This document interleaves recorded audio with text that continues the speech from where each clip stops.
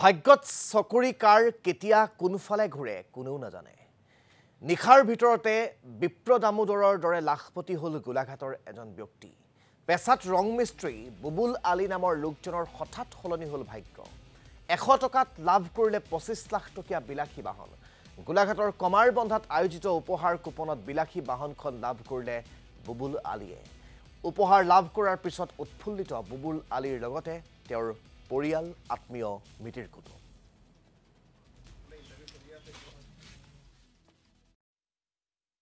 MG hectare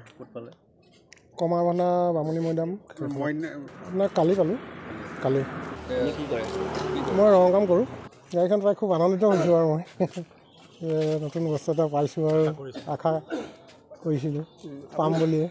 হাজাৰ হাজাৰ দৰ্শকৰ উপস্থিতিত গোলাঘাট জিলাৰ কমাৰবন্ধাত কালি যি এখন উপহাৰ কুপন খেল অনুষ্ঠিত হ'ল আৰু সেই খেলখনত প্ৰথম পুৰস্কাৰ আছিল MG হেক্টৰ আৰু সেই MG হেক্টৰখন লাভ কৰে গোলাঘাট বেঙেনাখোৱাৰ বুবুল আলী নামৰ ব্যক্তিজনে আৰু তেখেতক এটি শুভেচ্ছা দিয়াৰ উদ্দেশ্যেৰে চিনাকি হোৱাৰ উদ্দেশ্যেৰে তেখেতৰ ঘৰত আমি আহি